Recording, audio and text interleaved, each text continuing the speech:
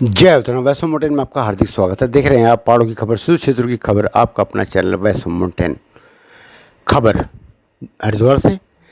जैसे कि आप जानते हैं कि उत्तराखंड राज्य बनाने के लिए बहुत बड़ा आंदोलन हुआ है और उस आंदोलन में कई लोगों ने अपनों को खोया है। ऐसा नहीं है कि ये राज्य हमें भीख में मिला है, जिसके लिए बहुत लंबी लड़ाई लड़ी है। मुजफ्फरनगर कांड हो गया, आपका खटेमा कांड हो गया, जैसे आपने देखे होंगे, आप सुन रहे हैं, अभी 2 अक्टूबर आने वाला है। इसमें जिन लोगों ने लड़ाई लड़ी थी, आज क्या उनके सपनों का उत्तराखंड बना? ये लोग सोच रहे थे कि शायद उत्तराखंड बनने के बाद कुछ अच्छा ही होगा, प्लान रुकेगा, रोज़गार के साधन बढ़ेंगे, चिकित्सा सुविधा, शिक्षा सुविधा होगी, लेकिन ऐसा नहीं हुआ। अब थक हार कर इन लोगों ने अपनी एक रजिस्टर्ड संस्था है, चिन्हित राज्य आंदोलनकारी समिति उत्तराखंड, इन्होंने हरिद्वार में एक बैठक करी। बैठक में इन्होंने अपनी प्रतिक्रिया दी और पूरे हिंदुस्तान में जितने भी आंदोलनकारी कहीं भी रह रहे हैं, उनको लेकर उन्होंने एक समिति का गठन किया है और ये चाहते हैं कि अब ये समिति इसमें काम करे, इसमें हज़ारों लोगों को जोड़ा जाए और ये लोग एक आवाज़ उठाएं। मुजफ्फरनगर कांड की हो, उसमें लोगों को न्याय नहीं मिला हो, या हमारे यहाँ विकास नहीं है, प्लान क्यों हो रहा है, इन चीज़ों पे काम हो, जिसके लिए डेडी हाट हो, कोटद्वार हो, यमकेश्वर हो। इसके अलावा इन्होंने पिथौरागढ़, हरिद्वार, डेडी हाट, आपका दिल्ली, लुधियाना, खटीमा, हर जगह से इन्होंने अपने अपने समय चुने हैं। हर जगह का एक जनप्रतिनिधि बनाया है इन्होंने कि वो अपने अपने एरिया में काम करे, जिसमें मीडिया प्रभारी और इसमें कई ऐसे लोग भी हैं जो उस टाइम आंदोलनकारी रहे और बाद में कहीं ना कहीं किसी पार्टी से जीते, लेकिन आज ये लोग भी सोच रहे हैं कि हमारे सपनों का उत्तराखंड नहीं बना है, जिसमें केदार सिंह फोनिया जो पूर्व विधायक है, यशपाल बिनाग पूर्व विधायक रहे हैं, शक्ति का प्रमाण जी जो एक आंदोलनकारी है, पान सिंह रावत, रविंद्र सिंह बेस्ट, मानी जाने माने लोग इसमें आए और उन्होंने यहाँ पर बैठक करी। और बैठक करने के बाद इन्होंने कहा है कि हम अब अपनी जो आंदोलन हमने किया है उसके बाद अब हम लोग अपनी मांगों को उठाएंगे, जिसकी वजह से हमने ये राज्य बनाया था, मांगा था, वह आज ऐसे क्यों है। देखिए हमारे सहयोगी अनुपंथ की यह खास रिपोर्ट। अपना कुछ न कुछ अंशदान दिया है। इस परिप्रेक्ष्य में मैं और हम समस्त पदाधिकारी, चिन्हित राज्य आंदोलनकारी, रजिस्टर्ड उत्तराखंड प्रदेश एवं दिल्ली के तथा यूपी और महाराष्ट्र जिन्हें आना था, परंतु उनकी पत्नी के जो है तबीयत नासाज है, एक्सीडेंट हुआ है, वह अपनी धर्म पत्नी की फिलहाल सेवा में एक अकेले होने के कारण नहीं आ पाए।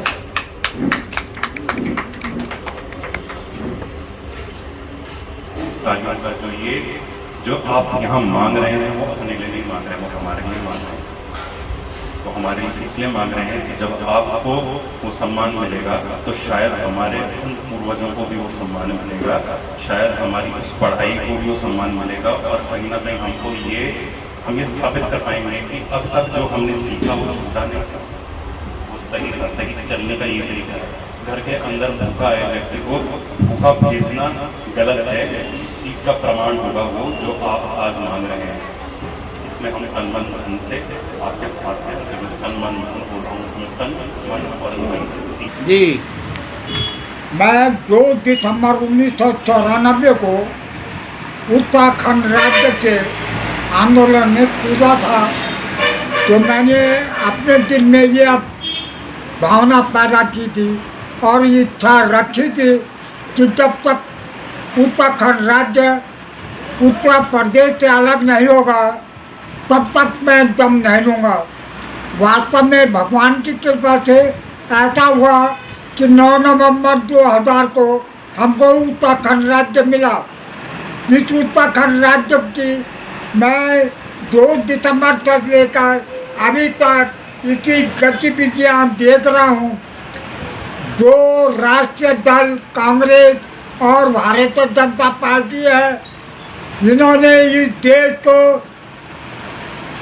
पाला पोता नहीं, बल्कि देश का बड़ी बुरी तरह से जैसे नींबू को निचोड़ देते हैं वैसे करके आज हमारे सामने रख दिया है।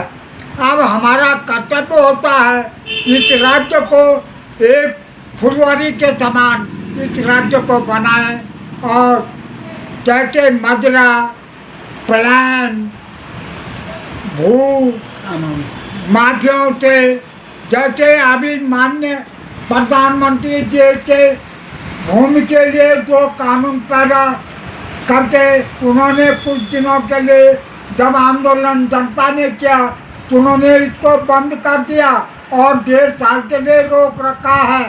उसके बाद फिर 1.5 साल बाद फिर चालू करेंगे। मेरा माननीय मुख्यमंत्री और माननीय प्रधानमंत्री से निवेदन है कि ये काला कानून बड़े बड़े पूंजीपतियों के हक में जा रहा है, न कि एक छोटे कृषक के हक में। जबकि भूमि का स्वयं सब अधिकार हमको बेचने, पालने, पोसने, करने का है, तो उनके आधार पर उन पूंजीपतियों के निर्देश पर हम अपना माल नहीं देंगे। इसके लिए हमको अपनी जान भी देनी पड़ेगी, हम देंगे और हम अपनी जान की परवाह नहीं करेंगे। लेकिन इस और आज शुरू हो रही है ये लड़ाई आंदोलनकारियों की, राज्य आंदोलनकारियों की हरिद्वार से, जहां बंदूकों की आवाजें जो आज के बच्चे जो नहीं समझ सकते, जो घरों में सुनाई देती थी, वो रोने की आवाजें कर्फ्यू में एक दूसरे के घर से जो सुनाई देती थी, आप उसके घर नहीं जा सकते थे। वो खोए हुए बच्चे, वो खोए हुए लोग जो मुजफ्फरनगर में खो गए, कहीं हमसे जो खटीमा में खो गए, जो मसूरी में नहीं मिले, उन आवाजों को वापस बुलंद करना, वापस बिगुल बजाना उस आवाज का आज हरिद्वार से क्यों। बात करते हैं हम राज्य आंदोलनकारियों से। कुछ समय पहले आपने हमारे ही चैनल से सुना होगा नैथानी जी का वीडियो, काफी मार्मिक था, काफी 90 साल की आवाज थी वो। 90 साल का वो व्यक्ति पैदल चलकर अपनी बात रखने, सरकार से रखने आया था कि राज्य आंदोलनकारियों का क्रेडिट क्यों छीना जा रहा है। जैसे कि इंडियन आर्मी में सबसे पहले बोला गया था, डू नॉट पे अस इन मनी बट पे अस इन काइंड, क्योंकि वो रिस्पेक्ट होती है और सम्मान जहां होता है वहां पर राज्य आगे बढ़ता है। बात करते हैं हम राज्य आंदोलनकारियों से।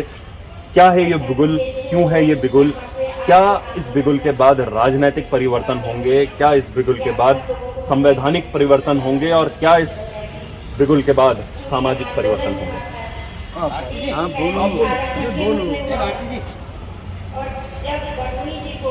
इस उत्तराखंड राज्य को बने हुए 20-21 साल हो गए, 11 मुख्यमंत्री बदले गए।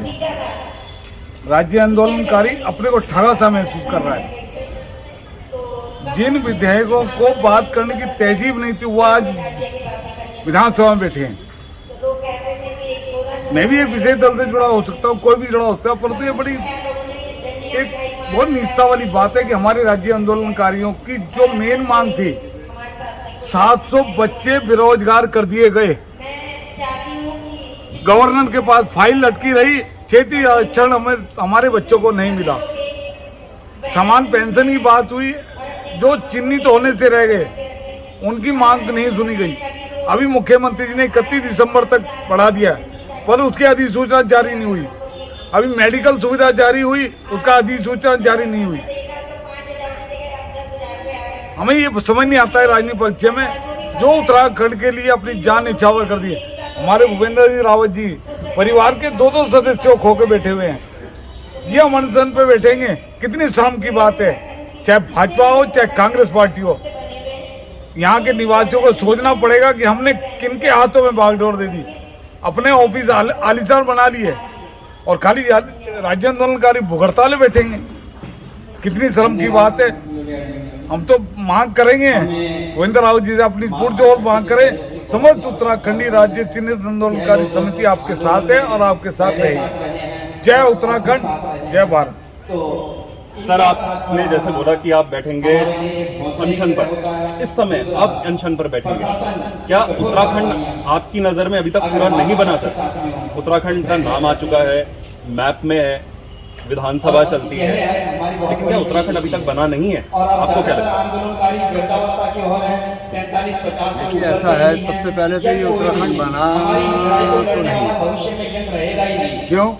इन्होंने हमेशा सौतेला विभाग क्योंकि धीरे धीरे आगे से ज्यादा उत्तरांचल से उत्तराखंड हुआ। और अब जो भी है उत्तराखंड के अंदर आप ये लगा लीजिए, आज तक जो हमारी मूलभूत सुविधा है, जो हमारे तमाम हमारे जो है, हमको नकारा कर दिया गया। नकारा करने के बाद हमको गुटों में बांट दिया गया। बांटने के बाद ये है कि 70 विधायक जो हैं, ये ना सोचें कि अभी उत्तराखंड की कमांड उनके पास है। अभी भी उस कमांड के असली हकदार हैं तो हमारे जो राजेंद्र अधिकारी हैं या शहीद राजेंद्र अधिकारी वही हैं, और ये उनकी भूल है। हम ये आमरण अनशन में बैठने की हमारा एक उद्देश्य नहीं है, मगर ये है कि उद्देश्य इस प्रकार से हो गया है कि जिनके लिए हमने लड़ाई लड़नी थी वो आज मतलब लगा लिए 30 साल पुराना चल गया। इससे तो यही बेटर था, जो पहले हमारा यूपी में उत्तराखंड था वही बढ़िया था, पर्वतीय राज्य था, और अलग बजट आता था, अलग लोग रहते थे, अलग काम करते थे, और यहाँ पे जो भी ब्यूरोक्रेसी है वो एक सामान्य रहता था। और इस देवभूमि के नाम से हर कोई अपने पाप धोने के लिए यहाँ आता था। उस टाइम पर जो कमिश्नरी बनी थी, गढ़वाल एक कुमाऊं कमिश्नरी बनी हुई थी, उस कमिश्नरी के अंदर आप लगा ली जो भी आता था वो बोला था कि हम देवभूमि में अपने पाप धोने आए। पर बड़े अफसोस की बात है, जो हमारे 136 70 विधायक, 6 सांसद, 2 MLC और बाकी जो अन्य पदाधिकारी हैं, वो केवल इसलिए हैं कि आप हमारे कफनों का कुर्ता सिलवा करके, प्रेस करवा करके और हमारे को बेचें। दोस्तों, जब हम 485 विधानसभा सीट से और 7 सीट और 5 सीट संसदीय और 2 MLC सीट हम ले सकते हैं, तो क्या हमें 70 विधायकों से अपने मान सम्मान जो इनके नज़रों में उत्तराखंड के बचे हुए हैं क्या नहीं ले सकते? ये इनकी भूल है, ये इनकी भूल है, और ये इसका इनको पछतावा तब आएगा, वो कहना है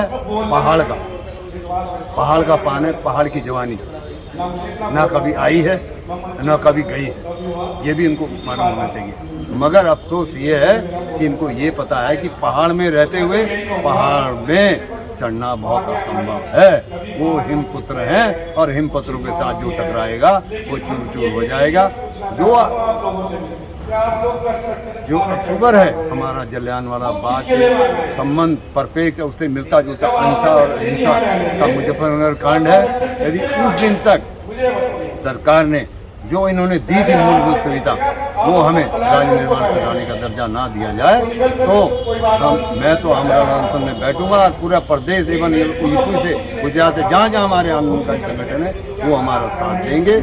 और इसी परिप्रेक्ष्य में हम सुप्रीम कोर्ट भी जा सकते हैं। जब हम लोगों ने 20 साल 30 साल करने के बाद हम लोगों की सुविधा ले ली गई है, तो इनको कि ये 5 साल में इन्होंने कौन सा इतना बड़ा कारनामा कर दिया जो इनको आज फॉरेन में इलाज हो रहे हैं, इनके बच्चे बाहर पढ़ रहे हैं, और इनको मतलब पेंशन 3 पीढ़ी तक हो गया, और हमें आज तक इन्होंने मानदेय में बांट दिया। और वो भी मानदेय है, मानदेय पेंशन नहीं होती, पेंशन में हमेशा यात्रा भत्ता होता। ये इनका समझने का फेर है, क्योंकि ये जितने भी हमारे सफेद पोश के नेता हैं, या केंद्रीय मंत्री हैं, राज्य मंत्री हैं, या विधानसभा में अध्यक्ष हैं, या विधान परिषद में है, कहीं भी है, लोकसभा में, राज्यसभा में, ये भूल गए हैं ये हमारे ही बदौलत गए हुए हैं।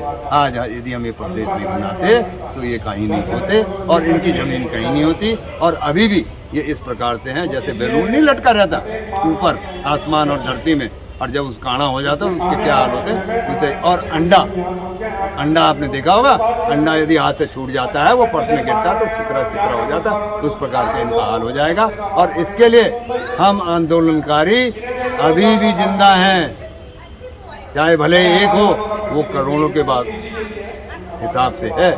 उनका एक एक कतरा इस भूमि के लिए मतलब फिर से मतलब ये लगा लिए धूमल हो जाएगा, और हम इनको ना खाने देंगे, ना इनको खिलाने देंगे, और ना इनको मुफ्त की रोटी पाड़ने देंगे। ये हमारा उद्देश्य है, और ये रहेगा। और इसके लिए चाहे हमको सुप्रीम कोर्ट जाना पड़े, हम जाएंगे, और आंदोलनकारी अपने हक की लड़ाई अंतिम दर तक, और अंतिम जैसे कहते हैं हरिद्वार का मोक्ष द्वार, वहाँ तक भी देंगे। तो लड़ाई होगी फिर से राजनीतिक जो समावेश थे उन्हें खत्म करने की जहां पर बात हो रही थी, उसे फिर से शुरू किया जाएगा और शायद जो राजनीतिकरण हुआ उत्तराखंड का, जो अधिकार छीने गए उत्तराखंड के, वो कहीं ना कहीं वापस लेंगे आंदोलनकारी। तो हम ये कह सकते हैं कि भस्म लगेगी, रस्म निभेगी, खंड खंड होगा हर क्षण, और जब अपने वादों पर खरी उतरेगी सरकार, तब बनेगा असली उत्तराखंड। मिलते हैं आपसे अगले एपिसोड में, तब तक के लिए जय हिंद, जय उत्तराखंड। अब इसके बाद भोजन प्लान रोके, अगर प्लान नहीं रोकेंगे तो राज्य होने का कोई मतलब नहीं होता है, उत्तराखंडी कहने का कोई मतलब नहीं होता है। अगर वाकई आप लोग अपने आप को उत्तराखंडी मानते हैं तो उत्तराखंड राज्य में बड़े बड़े उद्योग लगवाइए। जो बड़े बड़े उद्योग लगने को आज भी तैयार है, मगर आप लोग उनको परमिशन नहीं दे रहे हैं, जो बड़ी शर्मनाक बात है। उत्तराखंड में उद्योगों को आप लोग परमिशन दीजिए। दिन प्रतिदिन अगर उद्योग बढ़ेंगे तो यहाँ रोजी रोजगार होगा, और अगर रोजी रोजगार यहाँ मिलेगा तो निश्चित तौर पर उत्तराखंड से पलायन रुकेगा। बहुत बहुत धन्यवाद। जय उत्तराखंड। पहाड़ से जुड़ी खबरों को वॉइस ऑफ माउंटेन्स आपके लिए लगातार ला रहा है। यदि आपने हमारा चैनल अभी तक सब्सक्राइब नहीं किया तो प्लीज़ सब्सक्राइब कीजिए, घंटी बजाइए, शेयर कीजिए, कमेंट्स कीजिए और लाइक जरूर कीजिए। देखते रहिए वॉइस ऑफ माउंटेन्स।